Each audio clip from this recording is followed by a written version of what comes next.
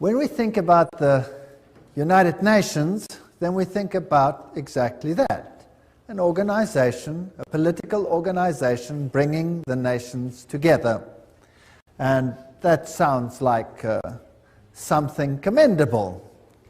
And the question is that all that there is behind it? Do you remember that at the Tower of Babel, God separated the nations? Now, if you look at the headquarters of the United Nations in New York, this is really quite a fascinating building. It is large, and the name United Nations was coined by United States President Franklin D. Roosevelt and was used in the Declaration by United Nations of January 1942 during the Second World War, when representatives of 26 nations pledged their governments to continue fighting together against what they called the Axis powers. Interesting name, Axis powers. Today there's another axis that is being fought, and that is known as the Axis of Evil. Have you heard of that?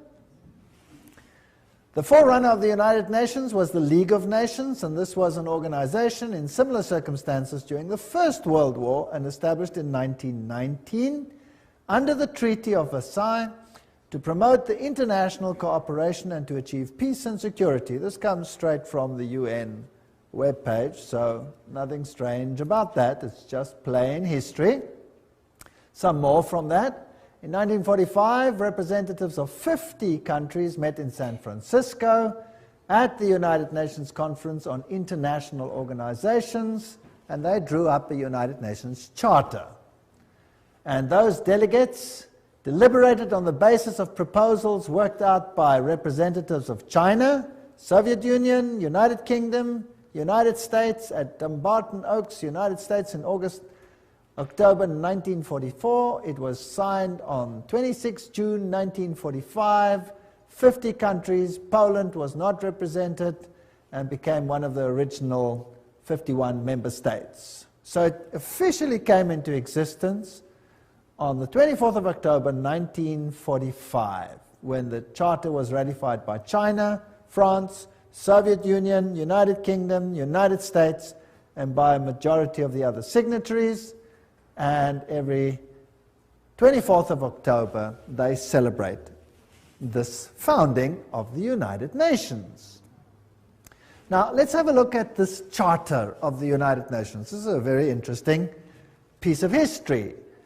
Well, Arthur Balfour, do you remember that name? We've used it before. Who was a member of Hort's Apostles? You remember Hort? This was the professor that helped to produce the Greek text that changed the emphasis of the Bible and removed many of the aspects of Jesus Christ's power and sovereignty from the Word of God. And the apostles were the secret society that functioned and at that time, and Hort was a member as well as Arthur Balfour. Hort called this group a Senior Apostles Club, as well as president of the Psychic Research Society, Society for Psychic Research, soon became Prime Minister of England, Arthur Balfour, and instrumental in the First League of Nations. So this Prime Minister was also, of course, active in the writing of the original Charter of the League of Nations, much of which formed the basis for the United Nations. He not only headed the Society for Psychic Research, holding seances at his home, but he initiated a group called the Synthetic Society, whose goal was to create a one-world religion. That's a very interesting point of history. And he invited a certain Frederick Mayers of the Society of Psychic Research to join, and together they created the preamble of all religions, and it includes the dogma, departed spirits can communicate. Obviously, if you belong to such a society, then that is part of the situation.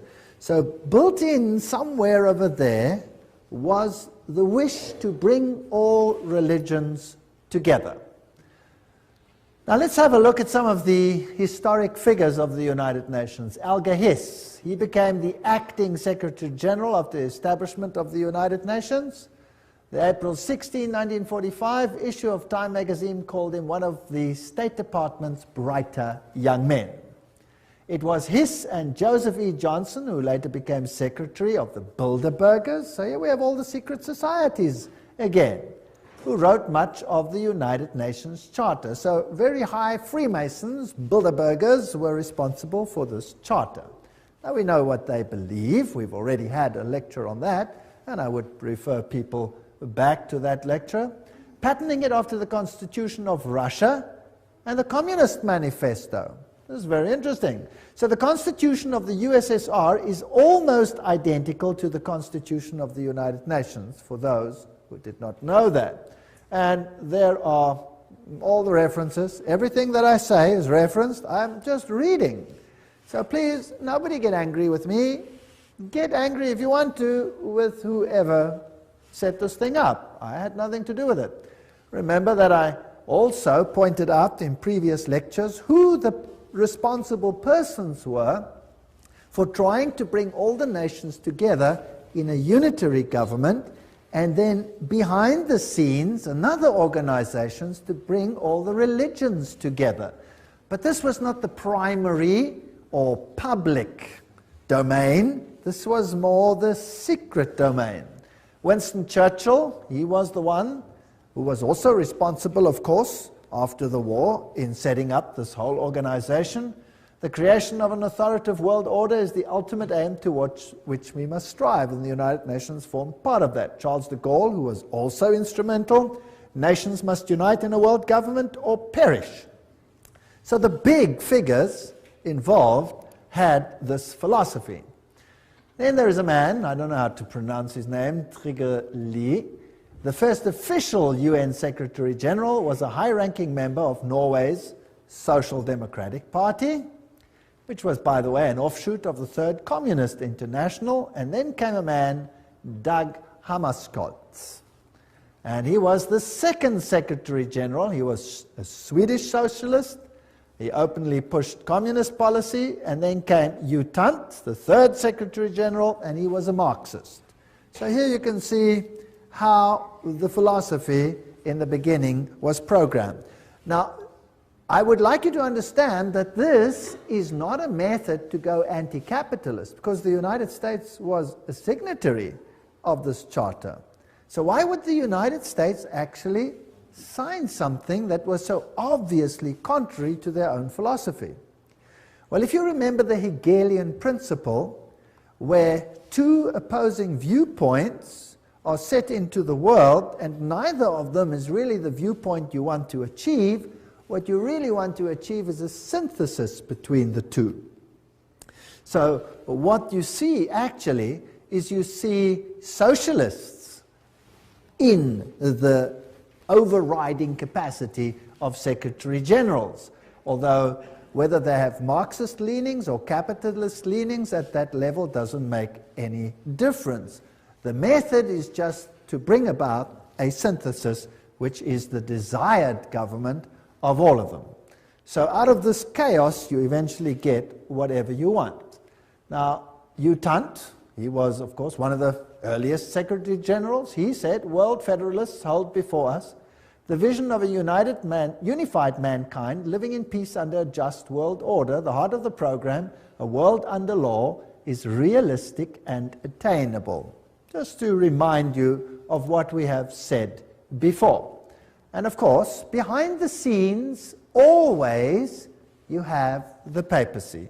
As you can see in all of these lectures, the papacy always very heavily involved. Here is Pope Paul VI with Secretary General U Thant. Now this man was a Marxist. Or let's rather put it this way. Publicly, he pushed a Marxist agenda. But if he was a true insider, then he had neither agenda, and this was just for an appearance sake, as Hegel also said. So it is not surprising that here we have a handshake with another Secretary General, whose name was Waldheim. Now, what was the agenda, or what was the political view of Waldheim? Anybody know? Anybody want to venture a guess? Became public knowledge, and there was a huge outcry as a result. He was a Nazi. Yes. So you can see the Hegelian philosophy coming out here. There you have Marxism, antithesis. There you have Nazism, thesis, in between, synthesis. So it didn't really matter which of the philosophies they espoused, as long as the end result was the same. Pope Paul VI, by the way, is the first one to introduce this bent cross, or broken cross. Let's read about what this means. Pope Paul VI wrote a papal encyclical that called on the nations to abandon sovereignty to form a world government. So the Pope himself was behind this and actually called for such a government. And about this twisted cross, here's the quote for you. Paul VI made use of a sinister symbol used by Satanists in the 6th century that had been revived at the time of Vatican II. This was a bent or broken cross on which was displayed a repulsive and distorted figure of Christ, which the black magicians and sorcerers of the Middle Ages had made use of to represent the biblical term mark of the beast. Interesting quote. Yet not only Paul VI, but his successor, the two John Pauls, carried that object and held it up to be revered by the crowds, who had not the slightest idea that it stood for Antichrist.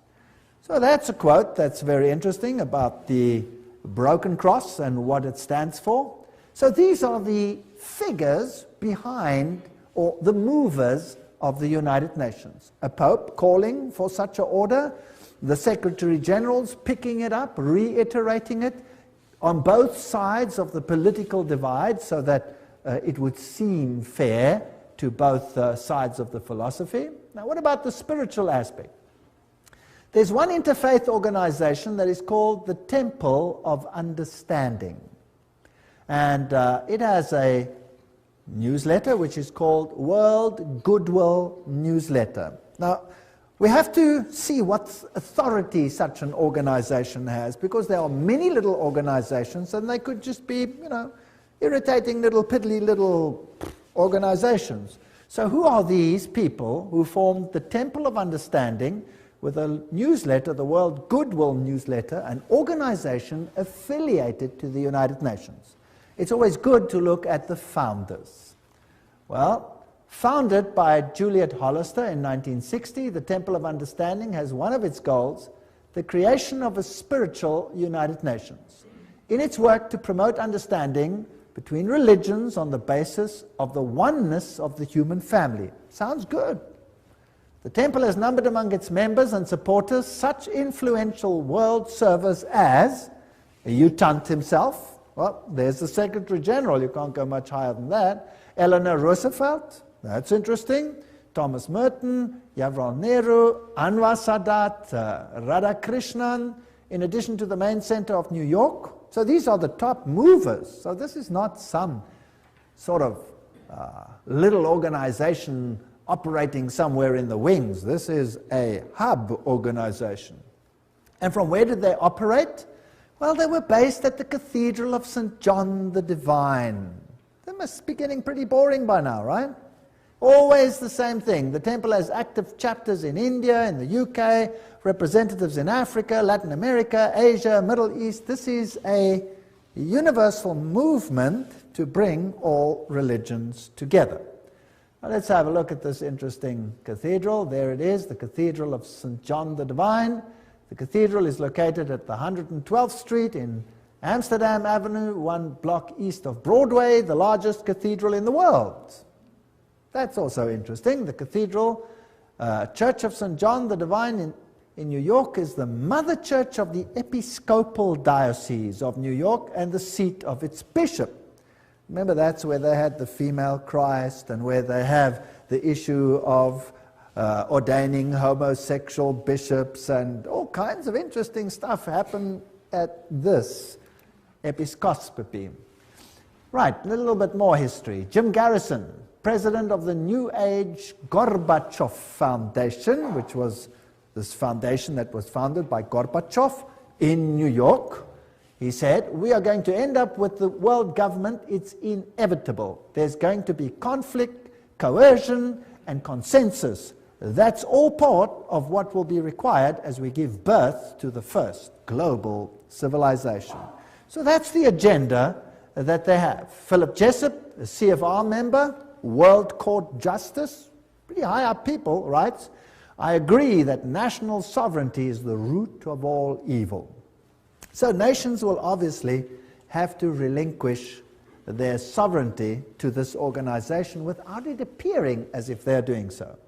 The Humanist Manifesto, 2 states, we deplore the division of mankind on nationalistic grounds. We have reached a turning point in human history where the best option to transcend the limits of national sovereignty and to be moved towards building a world community. That's Humanist Manifesto 1 and 2.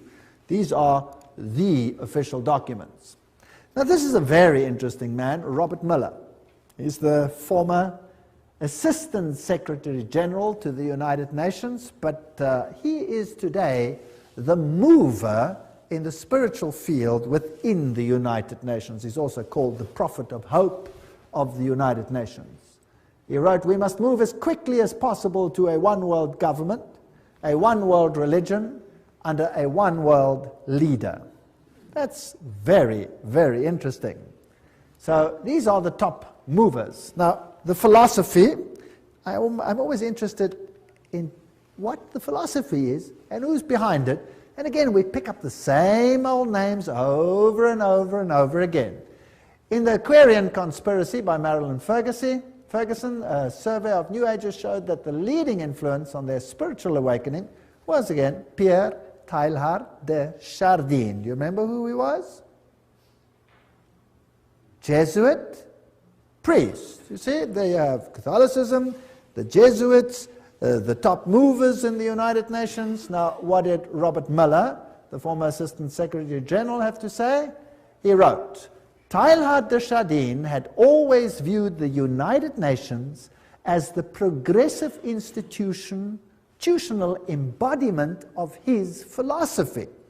Now, there is a Secretary General saying, or Under Secretary General saying, that the United Nations embodies the philosophy of Teilhard de Chardin. Now, what did Teilhard say? I've mentioned some of his philosophy. We'll look in a little bit more detail again. Teilhard wrote, although the form is not yet discernible, mankind tomorrow will awaken to a pan-organized world. Pan-organized world. Well, okay, what else do you have to say? Teilhard de Chardin influenced his companion, Father de Brevry, who inspired colleagues who started rich process of global and long-term thinking in the United Nations, which affected many nations and people around the world. Robert Miller says, I have myself been deeply influenced by Teilhard. So the Under-Secretary General of the United Nations, who's today entrusted with the spiritual aspects of the United Nations, plus its education program, says he's influenced by Teilhard de Chardin. And Robert Miller writes, most of all they taught me happiness, his work, he says, any Teilhardian will recognize in this the spiritual transcendence which he announced so emphatically as the next step in our evolution. So there's going to be a spiritual transcendence from what appears to be political over to the spiritual. All right, we've already seen in a previous lecture that he was a French Jesuit priest, a eugenist, a Marxist, a pantheist, a evolutionist. He might have even been involved in the Piltdown hoax. He was a humanist and a proponent of a one-world government, and he's the father of the New Age. So he's a very prominent man, seems to have been very busy. He dreamed of humanity merging into God and each realizing his own godhood at the Omega point. This belief has inspired many of the New Age leaders. In fact, Chardin is one of the most frequently quoted writers by leading New Age occultists. That we've had too when we discussed the New Age movement. But just to remind you, so we can merge into God. This is what the man looks like. This comes straight from the Jesuit web pages themselves, and they'll talk about his evolutionary synthesis, world of the mind and spirit, physical world with the world of mind and spirit, a union of those. And here are a few of his quotes. Just to go into a little bit of detail, this is the spirit of the philosophy of the United Nations. Interesting. It is a law of the universe that in all things there is prior existence. Before every form there is a prior but lesser evolved form. Each one of us is evolving towards Godhead.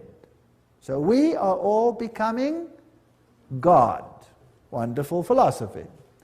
What I'm proposing to do is to narrow that gap between pantheism and Christianity by bringing out what one might call the Christian soul of pantheism, or the pantheist aspect of Christianity. That's fascinating. So God is in everything. God is not a separate entity. We ourselves are God, or part of God. If you are a pantheist, that's what you believe.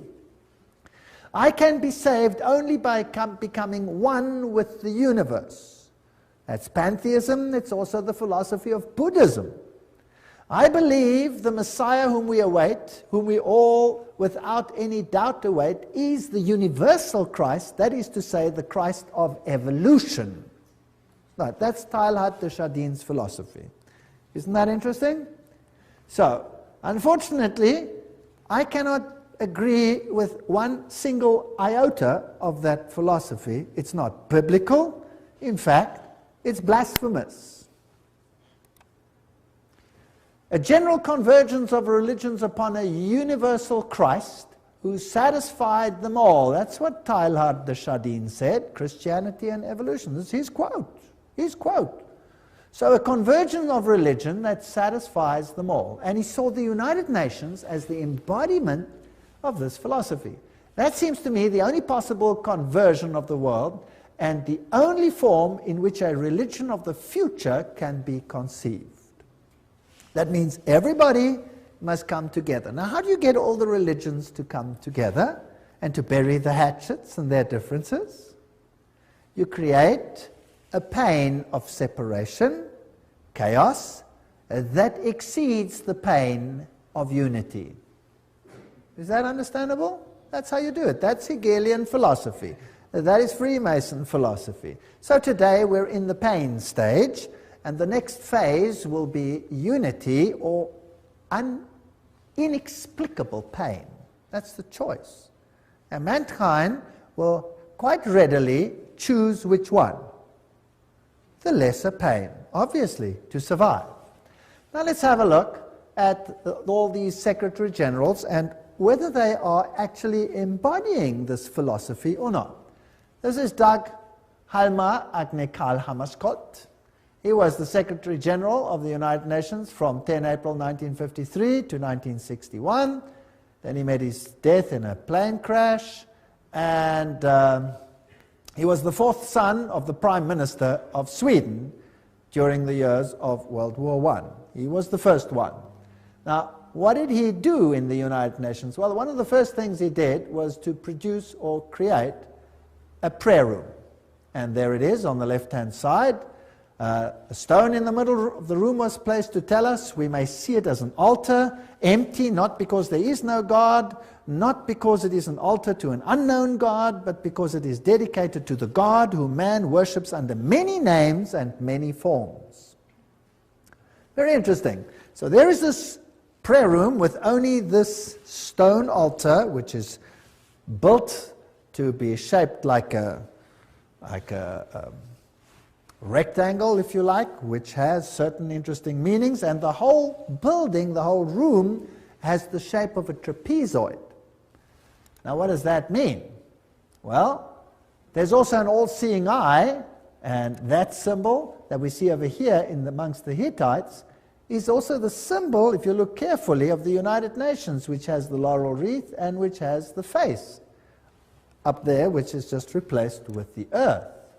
Now, perhaps the best way to comprehend what the all-seeing eye represents is to examine the architecture of the meditation room of the United Nations building in New York. The meditation room is shaped as a pyramid, a trapezoid.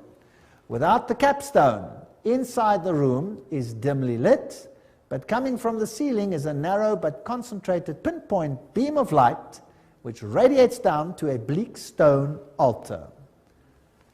On the wall straight ahead is a breathtaking modernistic mural that is dynamically endowed with occult symbolism. Containing 27 triangles and various configurations, a mixture of black and white and colored background and a snake-like vertical line. At the center is the all-seeing eye, which grips the millions of annual UN visitors with its stark, beckoning image of suspicion and omnipresence. This is the quote from Tex Mars. And some more quotes. The meditation room faces north-northeast. To enter the room, one must proceed from darkness into light. Indeed, the middle order of the Satanic Brotherhood is called the Order of the Trapezoid. That's very interesting. And Anton LaVey, who is the founder of the Church of Satan, refers to an occult principle known as the law of the trapezoid. So we seem to have a very occult room here, which is dedicated to a god that can be served under any name. The one that I know has one name. One name. One could tell several moving stories, writes Robert Miller, the spiritual godfather, if you like, of the United Nations and the former Under-Secretary General. One could tell several moving stories of the spiritual transformation of the United Nations as caused to the point that this little speck on earth is becoming holy ground. For example, the rational intellectual economist Dag Hammarskjöld found God at the United Nations and inspiration for his work as a world servant in the mystics of the Middle Ages. Oh, so he didn't find it from the Bible, he found it where? From the mystics. Towards the end of his markings overflow with spirituality and mysticism. There you are, the words of the United Nations themselves, or their representatives, telling us how this inspiration came about. Now let's go back a little bit to Foster and Alice Bailey. These were Alice A. Bailey, the one who received dictated messages from Dwal Kul, and who is known as the prophetess of the New Age. They started a group called World Goodwill, an official non-governmental organization within the United Nations. The stated aim of this group is to cooperate in the world of preparation for the reappearance of the Christ. So the United Nations, in other words, is an organization preparing to get all the governments together, yes. But that is just on a political level. The agenda behind it is to bring all the religions together and to prepare it for the coming of Christ. Which Christ? Not Jesus Christ, but the cosmic Christ. Because Jesus Christ is not coming, as we will see in a future lecture, to do what they think is going to happen. Their Christ wants to have a kingdom here on earth. But God says, my kingdom is not of this earth. Now, let's have a look at this man, Robert Miller. There he is. Dr. Robert Miller, former Assistant Secretary General of the United Nations, Chancellor of the United Nations University of Peace, and he's chairperson of the Peace Party 2000. He's a very prominent man. What does he write? Robert Miller. Decide to open yourself to God, to the universe, to all your brethren and sisters, to your inner self, to the potential of the human race, to the infinity of your inner self, and you will become the universe. You will become infinity, and you will at long last, you will be at long last your real, divine, stupendous self. There you have the same philosophy. So what is he saying? That we can become gods. All right, so that is the mover and the shaker of the philosophy of the United Nations. Robert Miller writes in World Core Curriculum the following. Now this is stunning. The underlying philosophy upon which the Robert Muller School, now what is the Robert Muller School? We'll have to come to that. Robert Muller School is the education program for the entire world as will be enforced by the United Nations. That's scary. Let's read on. The underlying philosophy upon which the Robert Muller School is based will be found in the teachings set forth in the books of Alice A. Bailey. Hello? The books of Alice A. Bailey were published originally by Lucifer Publishing Company, which, because of all the flack, they changed to Lucis Trust. Isn't that correct? The school is now certified as a United Nations associated school providing education for international cooperation and peace. Okay, this is big business. So the philosophy is based on Luciferian channeled writings preparing for the coming of Lucifer. And remember what they said. They were quite open about it. Alice A. Bailey claimed evidence of the growth of human intellect along the needed receptive lines for the preparation of the new age can be seen in the planning of various nations and in the efforts of the United Nations to formulate a world plan. From the very start of this unfoldment, 3 occult factors have governed the development of all these plans. Now, can you see why I called the lecture the UN and the occult agenda? Because Alice A. Bailey says there were 3 occult plans, and Robert Muller says, yes, we follow the writings of Alice A. Bailey. She did not spell them out, but she did state, within the United Nations is a germ and seed of a great international and meditating reflective group, a group of thinking and informed men and women in whose hands lies the destiny of humanity. Ooh. This is largely under the control of many fourth-ray disciples, if you could but realize it, and their point of meditative focus is the intuitional or Buddhic plane, the plane upon which all hierarchical activity is today to be found. That's about as occult as you can get. What she is saying is that the inner core of the United Nations is controlled by people who are under the control of Lucifer. That's what she's saying. She's saying it's demonic. And it's out of her words, not mine. I'm just reading. That's what's such fun about all of this. Helena Petrovna Blavatsky, founder of Theosophy. She was the forerunner, of course, of the Bailey books. And Theosophy was then taken over by Annie Ward Basant over here, and then taken over by Alice A. Bailey. And here is the great invocation that has to be read and learnt by every child in the future. From the point of light within the mind of God, let light stream forth into the minds of men, let light descend on earth. From the point of love within the heart of God, let love stream forth into the hearts of men. May Christ return to earth. But this Christ is not Jesus Christ. From the center where the will of God is known, let purpose guide the little wills of men. Oh, how neat. It's so derogatory. The purpose which the masters know and serve. What arrogance. From the center which we call the race of men, let the plan of love and light work out, and may it seal the door where evil dwells.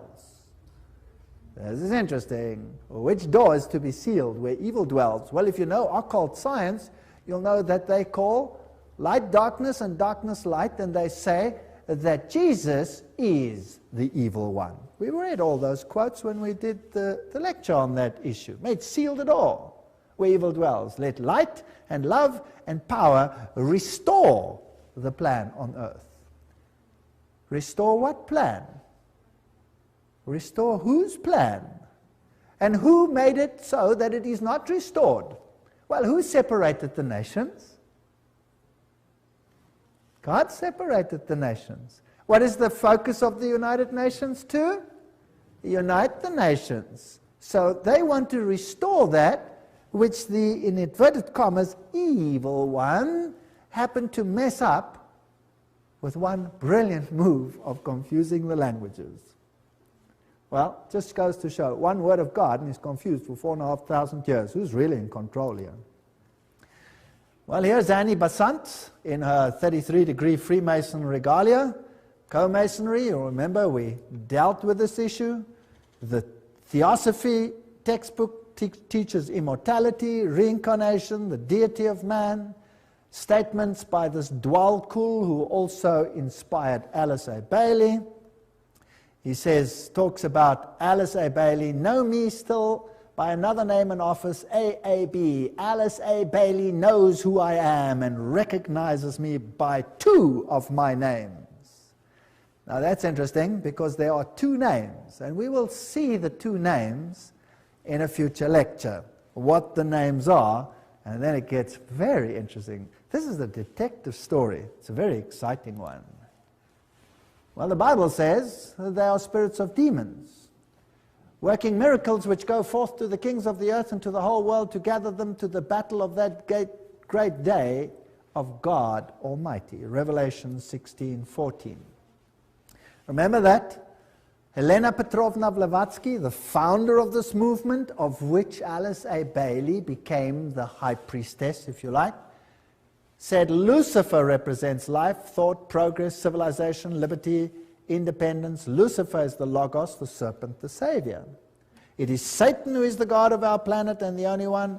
Then she talks about the Virgin, who is Satan and Lucifer at the same time, and the Holy Ghost, all wrapped in one. So whether you call him Isis or whether you call him Osiris, doesn't matter. Whether you call him Baal and Ashtoreth, doesn't matter. 2 names. He always comes under 2 names, 2 principles. Alice A. Bailey, she succeeded Besant as leader of Theosophy. Her husband was a 32-degree Freemason and also, of course, part of Co-Masonry. There she is, priestess and prophetess of the New Age movement, who received these messages from this spirit entity, which has to be a demon, Dwalkul. Her writings, as we have said, are one of 2 women to be one of the most prolific writers of modern times. Her main aim, the problems of humanity, getting all humanity together again, and preparing the world for the coming of Christ. And we have read this quote already, I dedicate myself anew to the service of the coming One. One is an acronym in the occult for Lucifer, and will do all I can to prepare men's minds and hearts for that event. I have no other life intention. She writes, the Tibetan, this is now this Dwalkul, has asked me to make clear that when he is speaking of the Christ, he's referring to his official name as head of the hierarchy. The Christ works for all men irrespective of their faith. He does not belong to the Christian world any more than to the Buddhist or Mohammedan or any other faith. There is no need for any man to join the Christian church in order to be affiliated with Christ. So obviously it's not Christianity.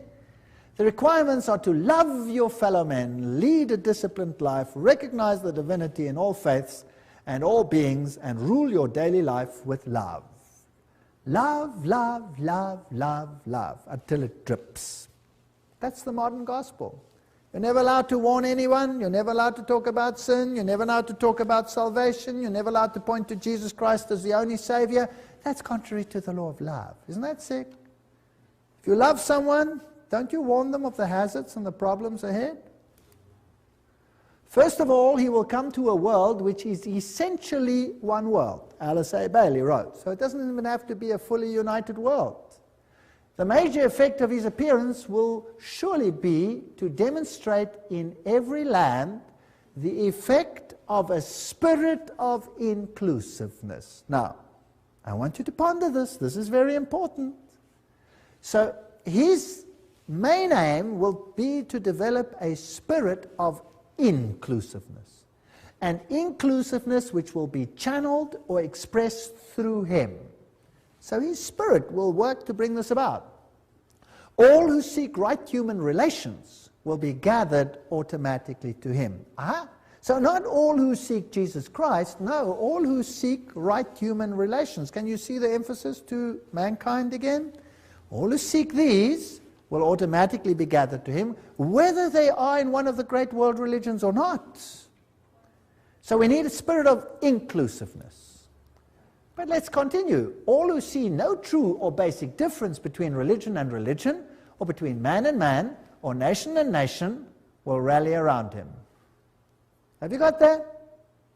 So if I see no difference between Christianity and Buddhism, and I see no difference between Hinduism and Christianity, I will rally around him. If I see no difference between the nations, I will rally around him. Now, those who embody the spirit of exclusiveness and separateness will stand automatically and equally revealed, and all men will know them for what they are. Ooh, nice. What does the Bible say on this issue? The Bible says, come out and be separate. The Bible asks for a spirit of separateness. The United Nations, by its very nature, has no option but to ask for a spirit of inclusiveness. But now, what if the high movers behind the scenes are actually occultists and Luciferians? Wouldn't that be kind of scary? Because who would be the head honcho of the team then, behind the scenes? Satan. Satan would be the head honcho. He would be the main guy. Now the trouble is, this difference. Those who say, come out and be separate, they're going to be in trouble. Those who say, well, let's be inclusive, they'll be okay. The reply comes with clarity. He will come unfailingly when a measure of peace has been restored. We don't have to have world peace, just a measure of peace. Alice A. Bailey continues, the major required preparation for the coming of the Christ is a world at peace. However, that peace must be based on an educated goodwill, which will lead inevitably to right human relations, and therefore to the establishments on lines of light between nation and nation, religion and religion, group and group, man and man. So the only way we're going to have this community is by putting everybody into the melting pot and becoming one. That means giving up your differences. Discover the members of the new group of world service whenever possible and strengthen their hands. Look for them in every nation and expressing many lines of thoughts and points of view. Remember always that in doctrine and dogma and in techniques and methods they may differ widely from you, but in love for their fellow man, that has become the religion of the new world. Not love for God, love for the fellow man. In practical goodwill and in devotion to the establishment of right human relations, they stand with you. They are your equals and can probably teach you much. So forget all about the religious differences. Promote ceaselessly the work of world goodwill so that every nation may have its own group of men and women dedicated to the establishment of right human relationships. The whole power has to shift to man rather than to God. It is on the foundation of this teaching that Christ will raise the superstructure of the brotherhood of man for right human relations on expression of the love of God. And this is all we hear in the sermonizing of the New World. What is important is right human relations. What is important is that we accept one another as we are. And it goes on and on and on and on. But faithfulness to God, biblical principles, no, they have to be given up. Share International says, but the day will dawn when the vision of the United Nations will save the world, and when the reality of the United Nations starts bearing fruit, then the breath of immortality will be a living reality on earth. And there is the spiritual leader of or the present priest, if you like, in the United Nations, the Hindu Sri Chinmoy. He says the United Nations is the way to oneness that leads to the supreme oneness, capitalized. It is like a river flowing towards the source, the ultimate source. And the United Nations becomes for us the answer to world suffering, world darkness, world ignorance. The inner vision of the United Nations is the gift supreme. And this will be realized no matter how many years it takes. The Dalai Lama says in the sphere of international relations, the sense of greater shared responsibility is particularly needed. Today, when the world is becoming increasingly interdependent, the dangers of irresponsible behavior have dramatically increased. Unless we realize that we now are part of one big human family, we cannot hope to bring about peace and happiness. So all the world leaders are saying these things. And the United Nations, with its symbolism of this ancient laurel wreath around a globe, is nothing other than the emulation of an old pagan ideal which Lucifer once more wants to realize in the world that we live in today.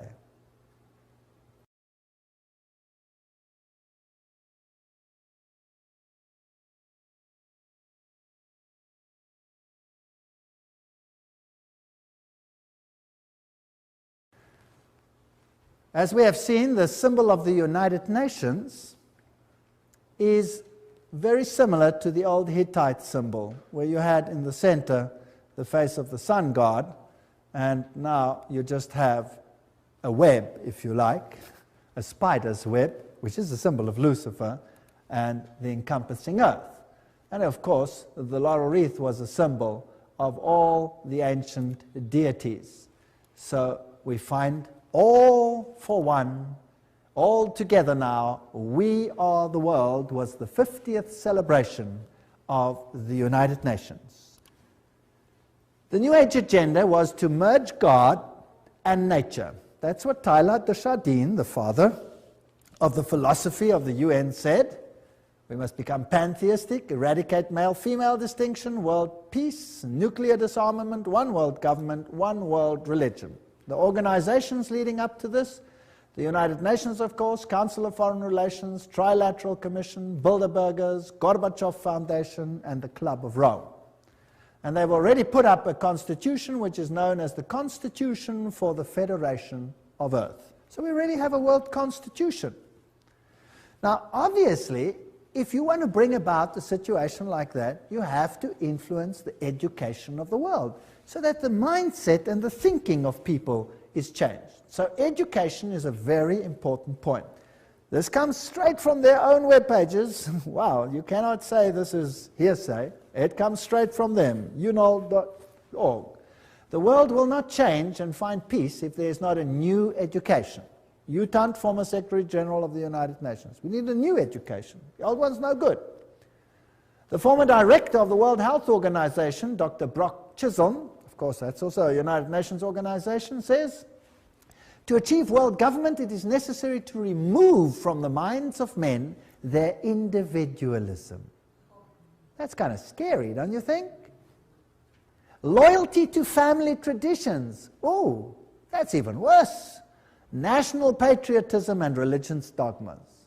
Now these are the movers of the United Nations. Your individualism must go, you must become a number.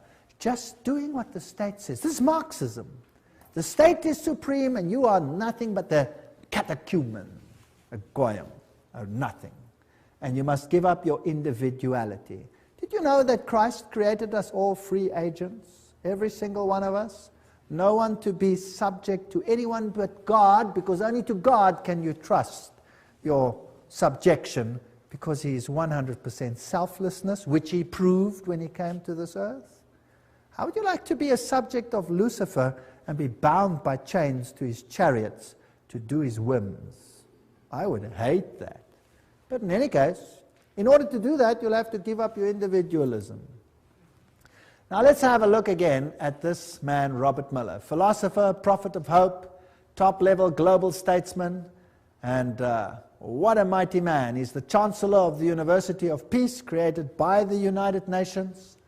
He is the creator of what is known as the World Core Curriculum. That says everything. And he's known throughout the world as the father of global education. There are 29 Robert Miller schools around the world, more being established each year. World Core Curriculum earned him the UNESCO Peace Prize in 1989. He has recently drawn up a framework for world media coverage. What you see on your television is what you're supposed to see, not what you should see. As a public service, as well as a framework for planetary and cosmic consciousness. Wow, so your mindset, your cultural mindset must be changed, your framework for the arts and culture. These are occultists speaking. After all, he said so himself. He says he follows Alice A. Bailey. He's the author of the World Core Curriculums. What does that do? Everything is a quote. steer our children towards global citizenship, earth-centered beliefs, socialist values, the collective mindset, which is becoming a requirement of the 20th century workforce. Your children will have to be modified. We are living in a frightening world. Good. Robert Muller, what does he write about a world core curriculum? He says a world core curriculum might seem utopian today, but by the end of the year 2000, have we passed that? Yes. It will be down-to-earth daily reality in, what does it say there? All the schools of the world. Now, believe you me, I have been in the education system. I officially left the education system 1 month ago.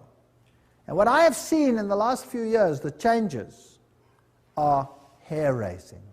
Hair-raising. If that is what is awaiting us, then God help this world. We've already seen, he says, the philosophy is based on Alice A. Bailey. And World Core Curriculum, this is unol.org, that is their own one.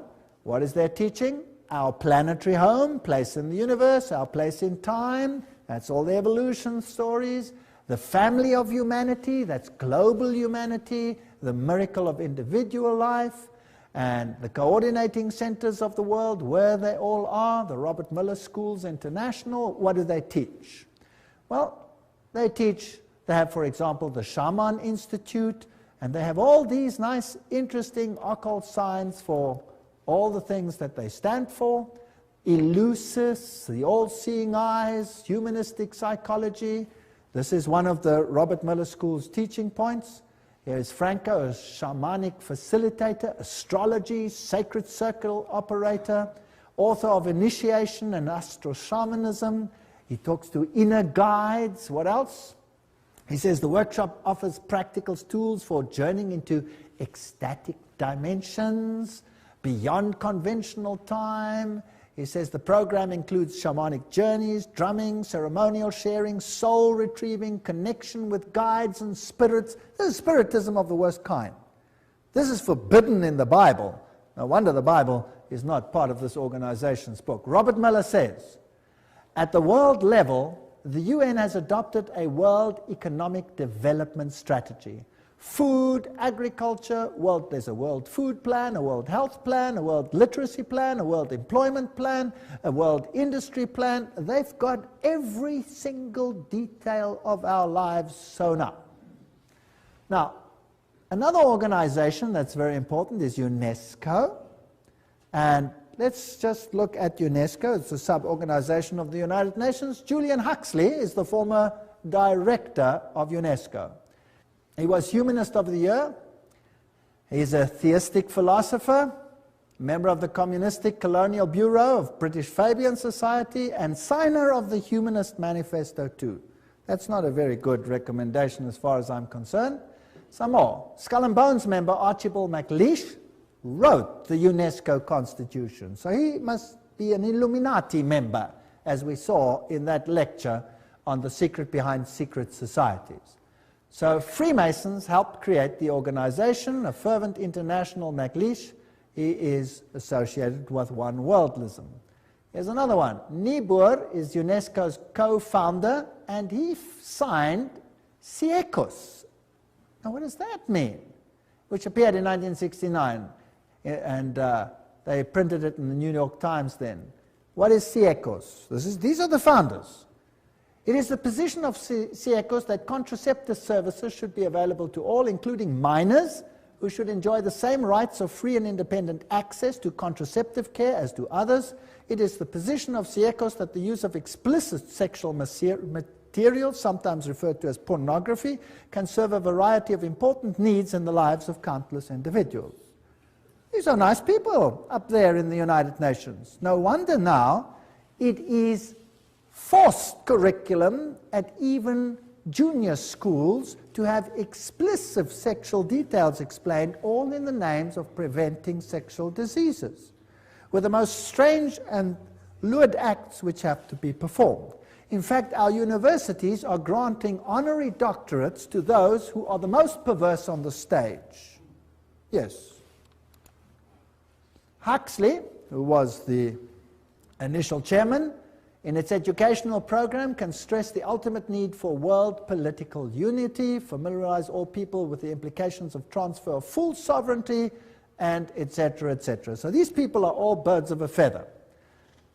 UNESCO explains, if UNESCO is attacked on the grounds that it is helping to prepare the world's people for world government, then it is an error to burst forth with apologetic statements and denials. Let us face it, the job of UNESCO is to help create and promote the elements of world citizenship. When faced with such a charge, let us by all means affirm it from the housetops. That's what UNESCO says itself. So they're not denying anything. Under Huxley's guidance, they prepared a guidebook for teachers. Now, I would like the parents to take a note. Everybody with little children, or have children with little children, take note. What is the United Nations Guidebook for Teachers? It says, reminds them that the destruction of a child's love of country and patriotism is the first step in educating that child for world citizenship. Now let's have a look at what the guidebook contains.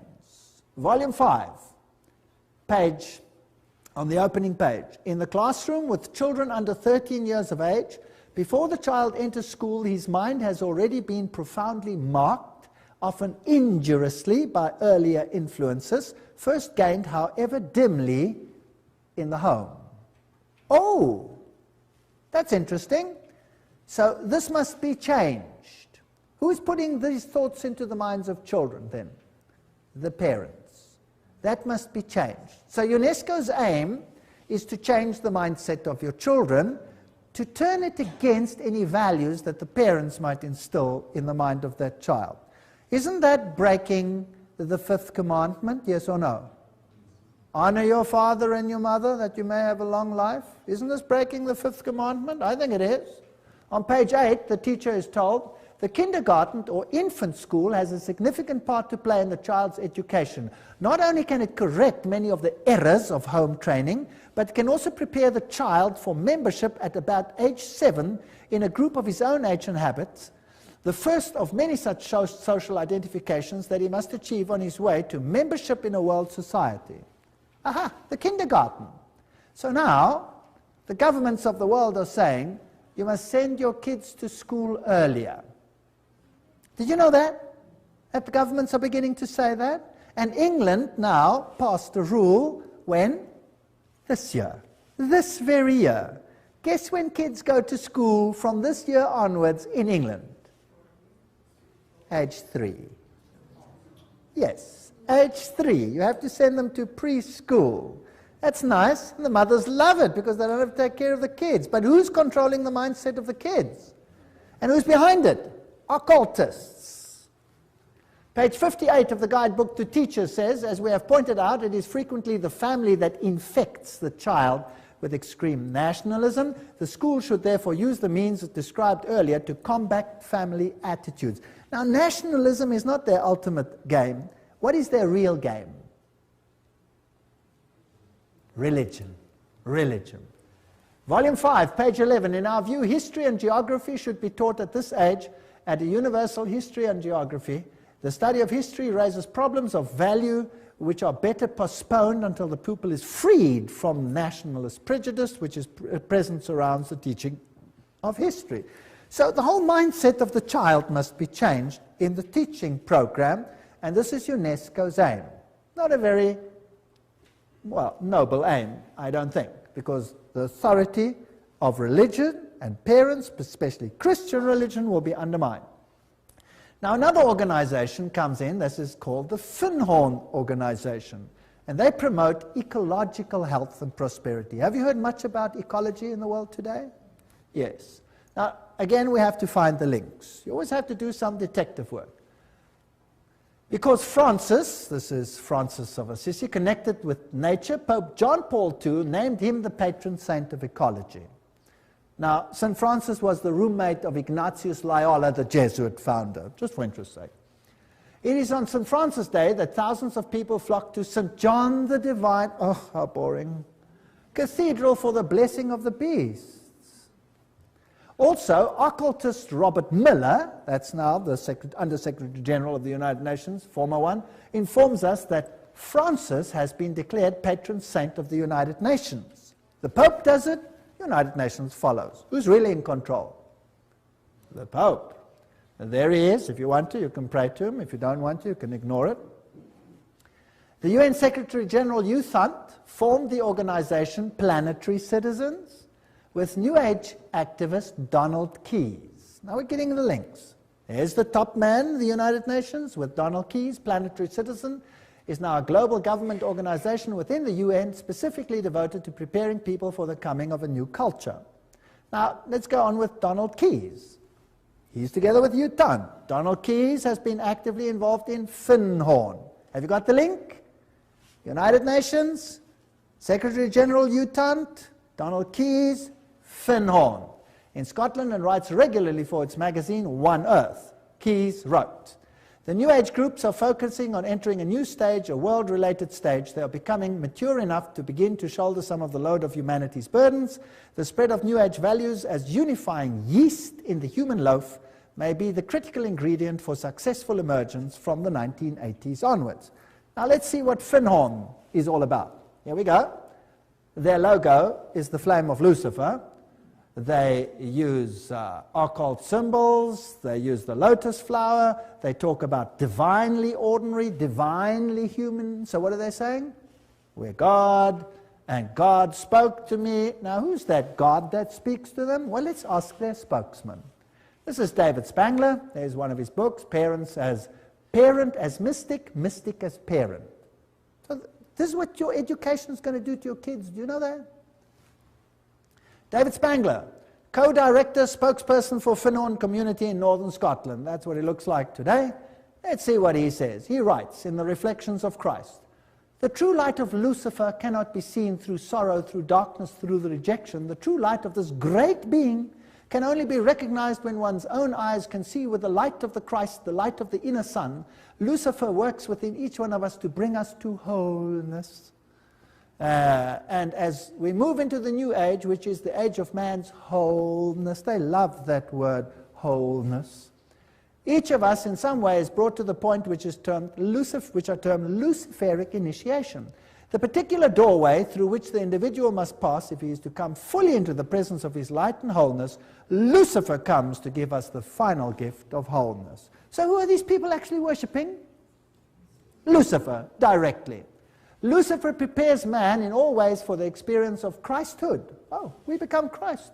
And Christ prepares man for the experience of God. But the light that reveals to us the presence of the Christ, the light that reveals to us the path of Christ, comes from Lucifer. He is the light giver. He is aptly named the morning star because it is his light that heralds for man the dawn of a greater consciousness. David Spangler. There he says it, straight out. David Spangler writes, "We can take all the scriptures and all the teachings and all the tablets and all the laws and all the marshmallows and have a jolly good bonfire and marshmallow roast because that is all they are worth." Okay. I don't think they like the Bible very much or the law of God. These are the movers and shakers of the United Nations. They're waiting for a new economic order. Well, I'm not going to go into those details. We affirm that the economy of all nations is a seamless web. They want to join it together, and a new international economic order. That's World Goodwill Commentary, all there by itself. "We, the members of the United Nations, solemnly proclaim our united determination to work urgently for the establishment of a new economic international order. The whole world is going to be controlled at every single level by these people. A complete change in the world's financial and economic order is imperative." Benjamin Cream, spokesman for Maitreya. So, UN General Assembly says new international economic order. And so we have all these strange happenings. Buckminster Fuller says, "Don't give me any other job. Just let me be head of the World Food Authority and I'll have the whole world at my feet tomorrow." They're going to use food to create enough tension to make everyone accept this.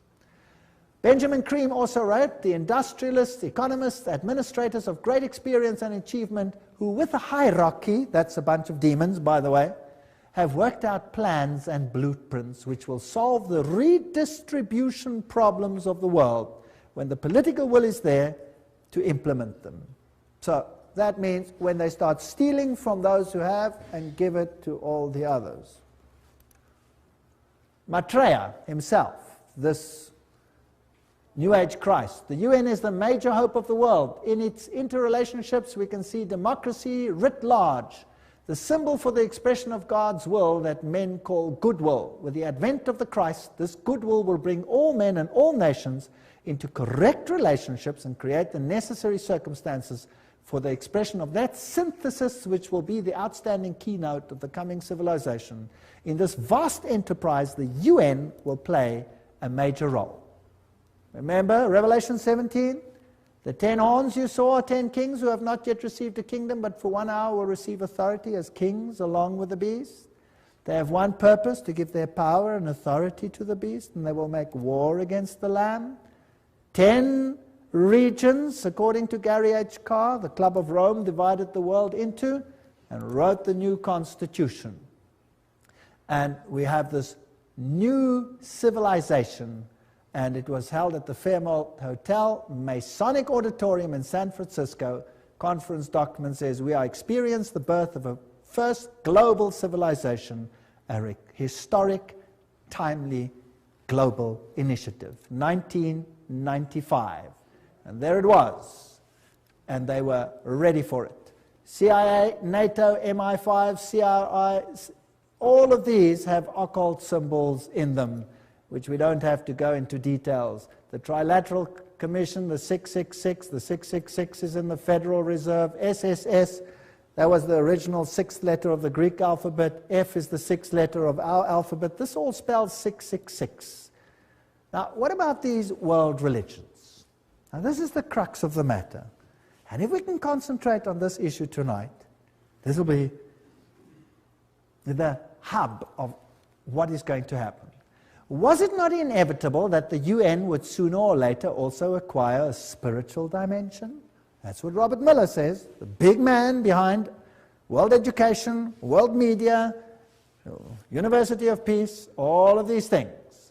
Robert Miller writes, there's a famous poster which shows Christ knocking at the tall United Nations building, wanting to enter it. I often visualize in my mind another, even more accurate painting, that of the United Nations, which would be the body of Christ.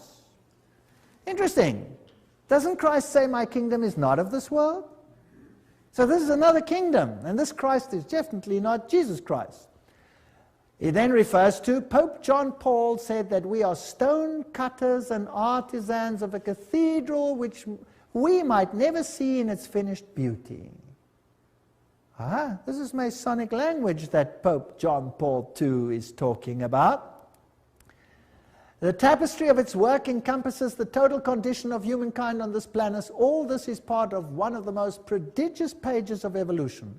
It will require the detachment and objectivity of future historians to appraise fully what happened in the last third of our century and to understand the real significance of what the United Nations was. No human force will ever be able to destroy the United Nations. Very interesting. For the United Nations is not a mere building or a mere idea. It is not a man-made creation. This is Robert Miller speaking, former Under-Secretary General of the United Nations. If it wasn't man-made, then who made it? Who made it if man didn't make it? Well, they told us who the leader is in so many words. Who is he? Lucifer. Okay. The United Nations is the vision light of the absolute supreme Masonic signal language, which is slowly, steadily, and unerringly illuminating, you know the buzzwords by now, the ignorance, the night of our human life. The divine success and supreme progress of the United Nations is bound to become a reality. At his choice hour, the absolute supreme will ring his own victory bell here on earth through the loving and serving heart of the United Nations. Wow, this is a bomber. He's going to ring his victory bell. Thank you, Robert Miller. What else do you have to say on the issue? Decide to open yourself to the potential of the human race, to the infinity of your inner self, and you will become the universe at long last, your real divine self. That really puts it all in the picture. I'm more and more drawn to some of the very simple but extremely important teachings of the Christ and of all the great prophets and visionaries. I'm increasingly convinced that what they foresaw is the beginning to become a reality on the planet, and that humanity is transcending or metamorphosing itself into what those great dreamers and visionaries and prophets envisioned. We're changing. We're going to undergo a change. The world's major religions in the end all want the same thing. Do they? Even though they were born in different places, different circumstances, what the world needs today is a convergence of the different religions in the search and definition of the cosmic and divine laws which ought to regulate the behavior on this planet. Worldwide, spiritual ecumenism, expressed in new forms of religious cooperation institutions, would probably be closest to the hearts of the resurrected Christ. Thank you. Very interesting. Peace will be impossible, Robert Miller speaking, without the taming of fundamentalism. Through a united religions that professes faithfulness only to the global spirituality and the health of the planet. So fundamentalism has to be tamed. Let's start with Islam. Where do you think they will end? Certainly with Christianity. The New World religion must be based on those truths which have stood the test of the ages. They are steadily taking shape in human thinking, and for them the United Nations fights. My great personal dream, writes Robert Miller, is to get a tremendous alliance between all the major religions and the United Nations. Well, this is fascinating stuff. There will not be any dissociation between the universal church and the sacred lodge of all true Masons and the inner circle of the esoteric society. That said Alice A. Bailey. Robert Miller says that's their philosophy. So there you have it. Freemasonry, Luciferianism. This is the kingdom on earth. June 1995, an Interfaith Summit Conference was held in San Francisco for the purpose of uniting the world's religions into a global organization, the United Religions Organizations, called UR. It will be an international, interreligious organization modeled after and affiliated with the United Nations, according to its literature, so it's Howard Dispatch Ministry. The URO launched its written charter in June 1997. The institution should be fully in place by June 2000, globally operational by June 2005. How far is that off? Oh, that's just around the corner. I get excited. Cooperating closely with the UN and its organizations to complement the UN's political, diplomatic, etc. The Interfaith Conference, Anglican Bishop William E. Swing issued the challenge for a new global civilization. He said, "We stand on the threshold of a new world order that may be defined either by an increasing polarization that fuels a spiral of escalating conflict and violence, or by growing global cooperation that calls the human race to work across national, ethnic, and religious boundaries to serve a larger global good." See where we're heading? Robert Miller, and this is very exciting, Dispatch magazine. "Do not worry if not all religions will join the United Religions Organization.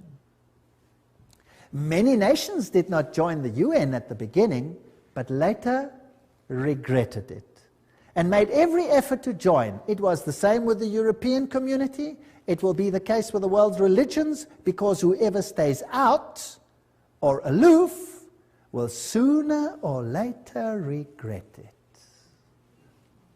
Wow. Now, that's fascinating. Where are we going? Sooner or later regret it. This man over here is Joseph Reed. He's the Under-Secretary General of the United Nations currently. And here he's speaking at a huge convention of Seventh-day Adventists.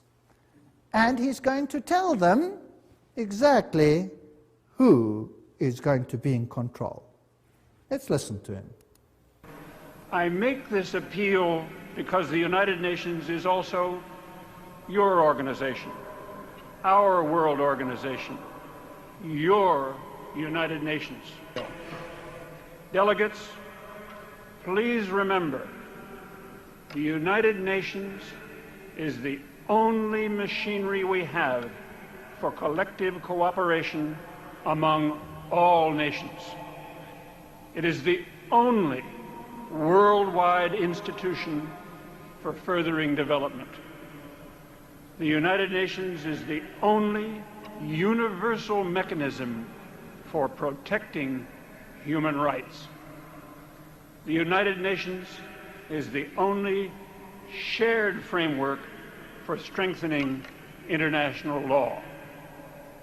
Delegates, the United Nations is not one of the luxuries of international life.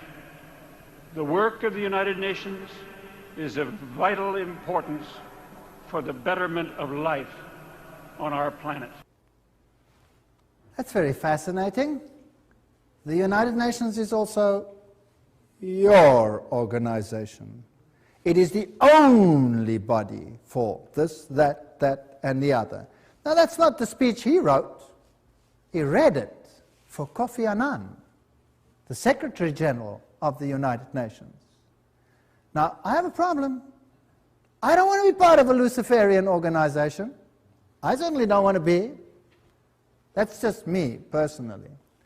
The mystical tradition in the mainline denominations easily interact with those of the heathen religions of the world. Meditation practices, visualization techniques, breathing exercises are now being used to tap into spiritual realm, and such religious leaders as the Pope and the Dalai Lama are very much on the same plane. Discernment Newsletter, 1996. A religion to fit everyone.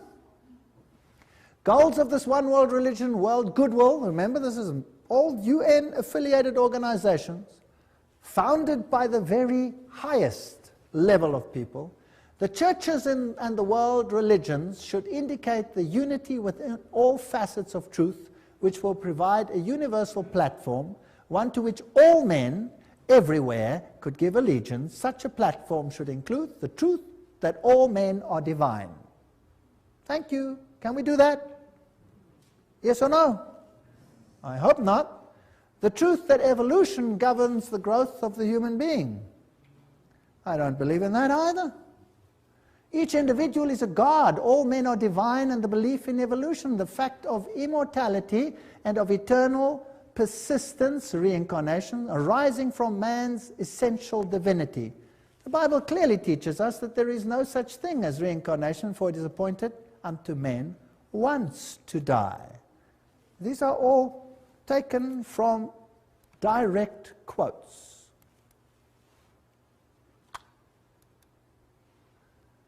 Preparation by men and women of goodwill is needed to introduce new values, new standards, and new attitudes, prepare for a coming world teacher, requirements of a new world order, and a reorganization of social structure. I want nothing to do with that.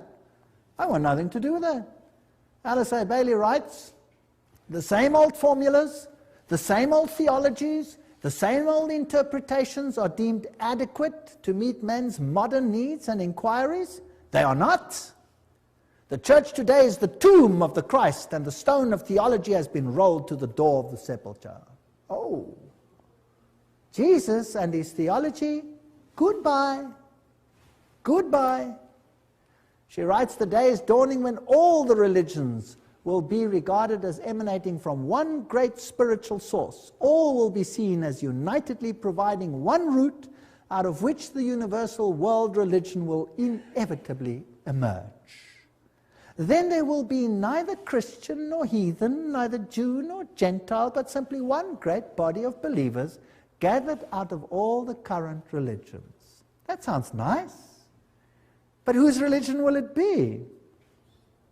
They will accept the same truths not as theological concepts, but as essential to spiritual living.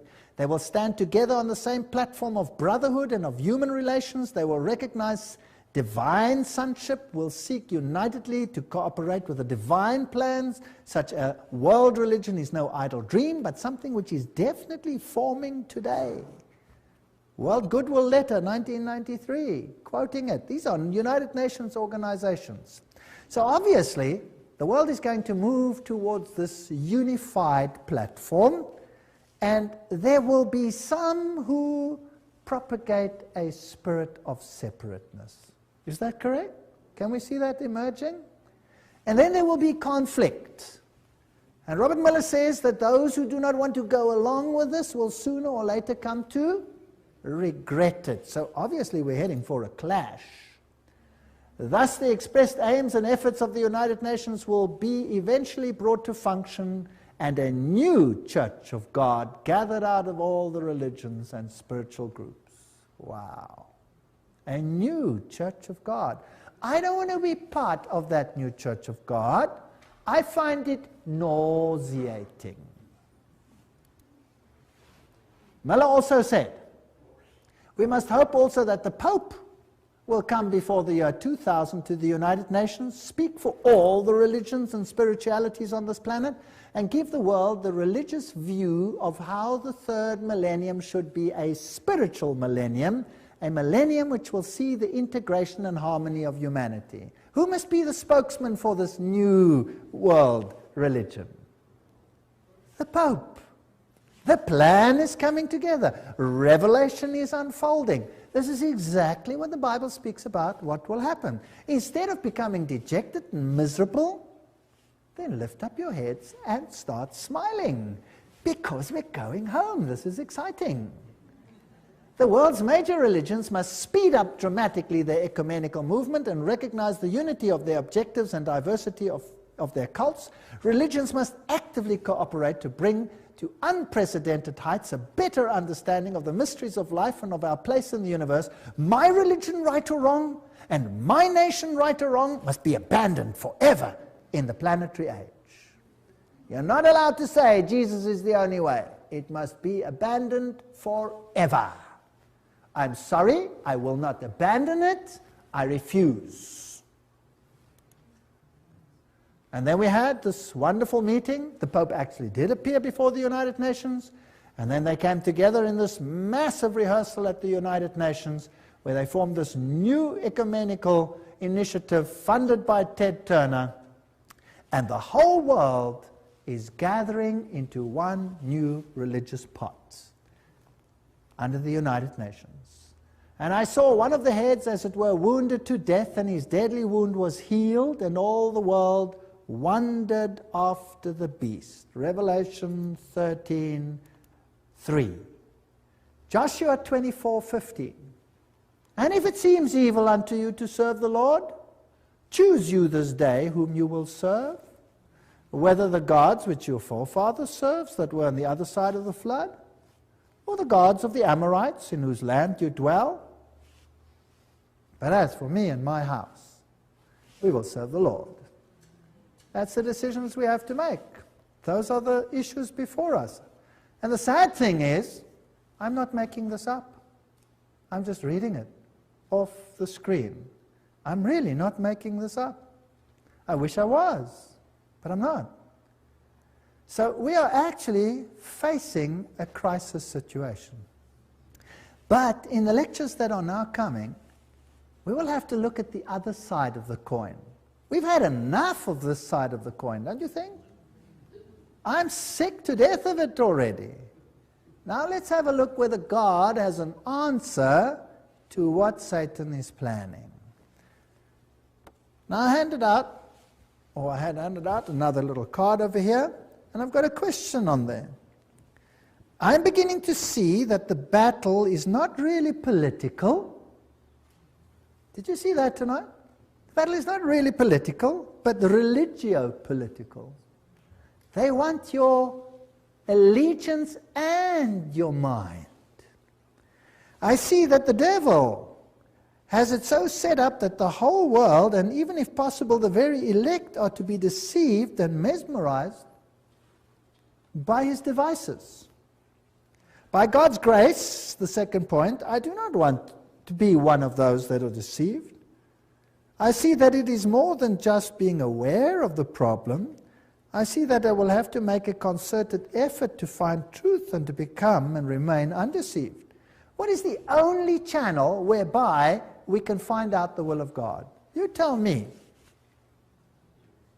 The Bible. If God hadn't given us the Bible, we would be hopelessly at sea. Thank God, God gave us the Bible. What would we do without it? I wouldn't know where we're going. It would all seem logical. It would all seem okay. Everybody would be happy to climb onto this bandwagon, right or wrong. I want to know how Jesus will be victor in this controversy. All we've seen is Satan build up his kingdom. And that's exactly what the book of Revelation is about. I'm interested in learning more and to plan to attend the next lectures, because this is where the counter plan of God will start to be discussed. We're now going to go back to the Bible, and we're going to find out what God has in store for us. But if I could just be so daring as to ask, just show me your hands if you want to. Who sees that Jesus is being eradicated from the world plan? Who sees it? Wow, so there's a total onslaught on Jesus Christ. And we are just caught in the battle. Isn't that right? We're just caught in the battle. So what hope have we got of changing the status quo? None. None. If you think you can change this, forget it. We have no hope. Who is our only hope? Jesus Christ. He is our only hope. Without him, we are nothing. And that's why I can stand here today, because I know there's nothing I can do, but he can do something. He's even made it possible for me to stand here and speak to you. Isn't that great? All things are possible. Do you know that I've given these lectures in a Masonic hall? Yes. All things are possible. Absolutely amazing.